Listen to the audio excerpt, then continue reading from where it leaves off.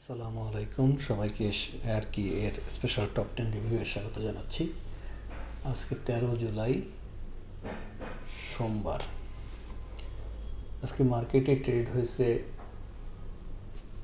1400 কোটি টাকার উপরে, গতকালকের চেয়ে প্রায় 200 কোটি টাকা কম।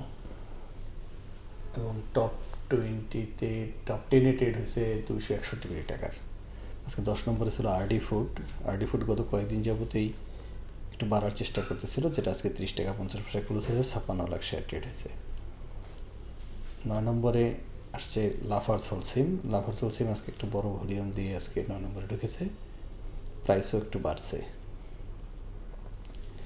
8 নম্বরে বিএসসি গতকালকে সেকেন্ড পজিশনে ছিল, আজকে হালকা একটু কমে গেছে, তবে ভলিউমটা গতকালকে চেয়ে সিগনিফিকেন্টলি ডিক্রিজ করছে। মেঘনা ইন্স্যুরেন্স গত কয়েকদিনের ধারাবাহিকতায় বেশ বড় গ্রোথ দিয়েছে, 51 লাখ শেয়ার ট্রেড হয়েছে, 44 টাকা 80 পয়সা ক্লোজ হয়েছে।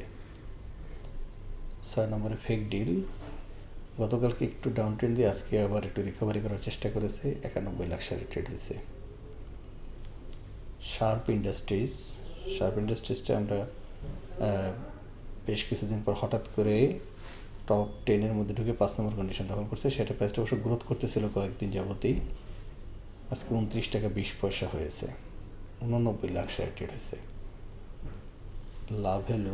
লাভ হলো গতকালকে 1 নম্বর কন্ডিশনে ছিল, আজকে 4 নম্বরে নেমে আসছে, একটু প্রাইস কারেকশন দিয়েছে। কালকে 92 লাখ শেয়ার ট্রেড হয়েছিল, সেখানে আজকে মাত্র 33 লাখ শেয়ার ট্রেড হয়েছে।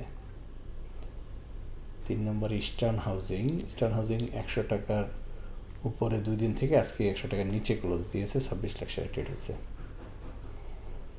ব্র্যাক ব্যাংক গত কয়েকদিন আস্তে আস্তে করে গ্রোথ হচ্ছে, 10-20 পয়সা করে বাড়তেছে, আজকে 47 লাখ শেয়ার ট্রেড হয়েছে। 1 নম্বরে মালিক স্পিনিং গতকালকে 3 নম্বরে নেমে গিয়েছিল, আজকে আবার 1 নম্বর কন্ডিশনে চলে আসছে, 1,18 লাখ শেয়ার ট্রেড হয়েছে। শেয়ারটার গ্রোথ অব্যাহত রাখছে, আজকে 45 টাকা 50 পয়সা ক্লোজ হয়েছে। সবাইকে ধন্যবাদ।